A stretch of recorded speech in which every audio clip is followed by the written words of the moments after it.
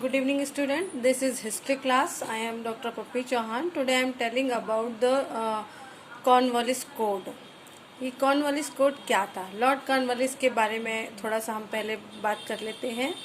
Lord Cornwallis governor general बन के आए 1786 में और 1793 तक वो लॉर्ड गवर्नर जनरल था। उसने भारत में आने के बाद कई सारे सुधार कार्य किए। उसके सुधारों को उसने जो सुधार किए उन सुधारों को हम 4 पार्ट में डिवाइड कर सकते हैं। जैसा इसमें मैंने मेंशन किया है कि प्रशासनिक सुधार, व्यापारिक सुधार, न्यायिक सुधार और स्थायी बंदोबस्त, भूमि का स्थायी बंदोबस्त सुधार, administration reform, business reform, judicial reform, permanent settlement of land. But इसमें हम सबसे मुख्य जो आज बात कर रहे हैं, mainly we are talking about the code, Cornwallis code. क्या था ये कोड एक्चुअली में, और ये उसके सुधारों में और उसके कार्यकाल में ये इतना वैल्यूबल, और इस कोड का क्या महत्व था। वैसे तो उसके सुधार, जैसे मैंने बताया कि प्रशासनिक सुधार किए, न्यायिक सुधार किए। कॉर्नवालिस को सिविल सर्विस का जनक भी कहा जाता है। इसके अलावा जो सुधार किए वो हम नेक्स्ट वीडियो में पढ़ेंगे, लेकिन मैं यहाँ पर जो आपको बता रही हूँ वो कोड के बारे में। तो ये न्याय संबंधी सुधार के अंतर्गत की गई एक ऐसा कार्य था जिसे कि कॉर्नवालिस संहिता के नाम से जाना गया। उसने न्यायिक संबंधी सुधारों के लिए जो जिला अदालतें थी, उन वहाँ के कलेक्टरों को कुछ कार्य थे, या जो कलेक्टरों के पास अधिकार थे वो बहुत ज़्यादा थे। तो यहाँ पर उसने जो मेनली जो काम किए थे वो शक्ति पृथक्करण के काम किए थे। कहने का मतलब ये कि principle of separation of power, यानी जो पावर्स थी वो सबके कार्य को उसने डिवाइड कर दिया था और सबके राइट्स को भी अलग कर दिया गया था। मेनली ये वही चीज़ था।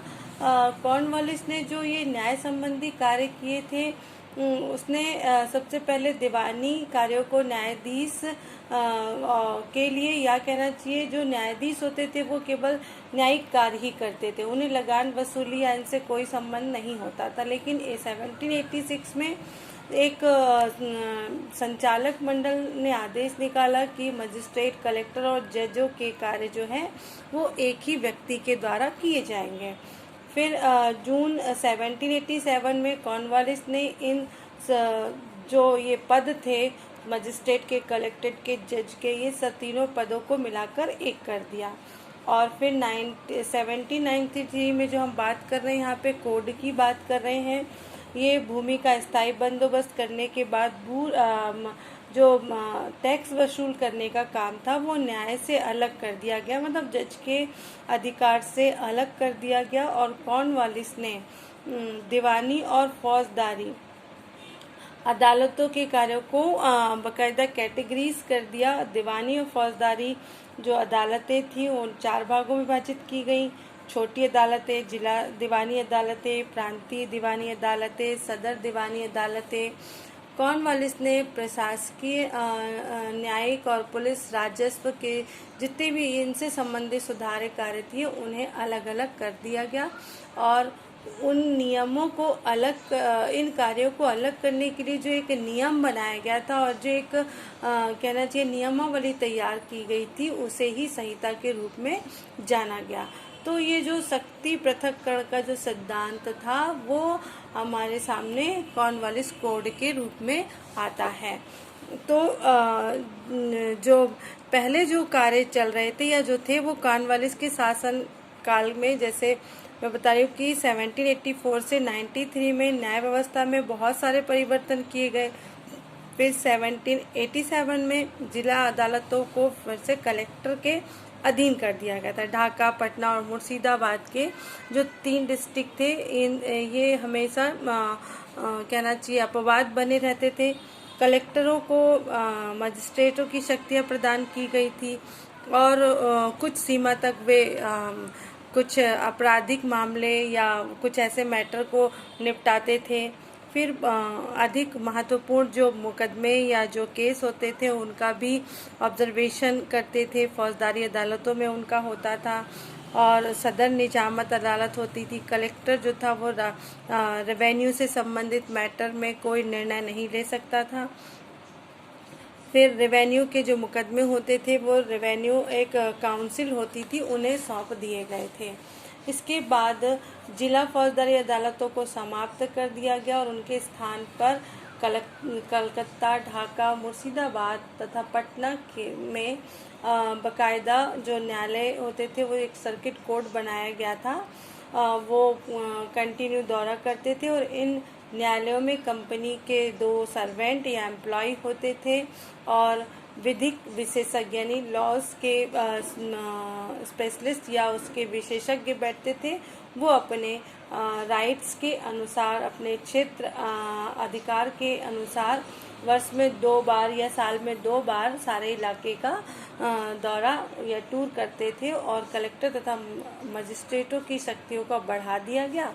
और उसके बाद जो कैदियों को हिरासत में रखने और दंड देने के जो काम थे वो सब भी उनको क्रियान्वित करने की जिम्मेदारी जस्टिस को दे दी गई या न्यायाधीशों को दे दी गई।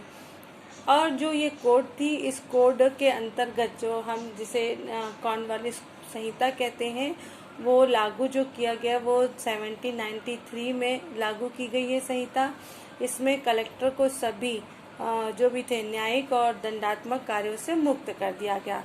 जैसा मैंने पहले बताया कि राजस्व से संबंधी उसे निर्णय लेने का अधिकार नहीं होता था, और लेकिन अब यहाँ पर कलेक्टर को जस्टिस और पनिशमेंट के जो भी कार्य होते थे, जो वक्त थे, उनसे उसे फ्री कर दिया गया।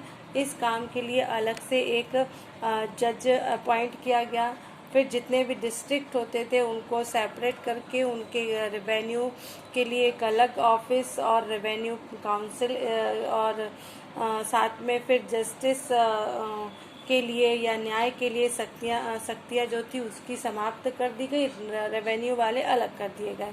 और ये सभी मुकदमे जो थे या सभी केसेस किसके अधीन कर दिए गए? न्यायाधीशों के अधीन कर दिए गए। किससे अलग करके? कलेक्टर से अलग करके।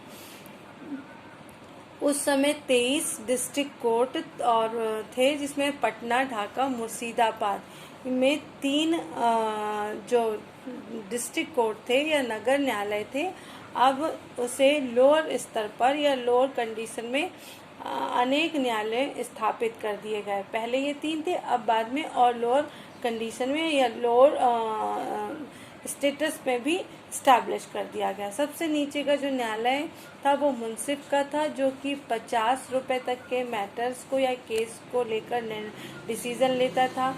उसके ऊपर रजिस्ट्रार होता था जो 200 रुपए तक के मैटर्स का या मामलों का निपटारा करता था। और इनके निर्णयों के विरुद्ध या जो इनके अगेंस्ट में जो निर्णय होते थे या डिसीजन होते थे, उन अपीलों के लिए या उनके अपील के लिए डिस्ट्रिक्ट न्यायालय होती थी, जहाँ पर वो अपील कर सकते थे। जो ऐसा कि मैंने बताया कि दौरा न्यायालयों का भी पुनर्गठन किया गया। इसमें 1790 में दौरा न्यायालयों को फिर से एस्टैब्लिश किया गया। उनमें 2 के स्थान पर 3 जस्टिस बैठने की व्यवस्था की गई।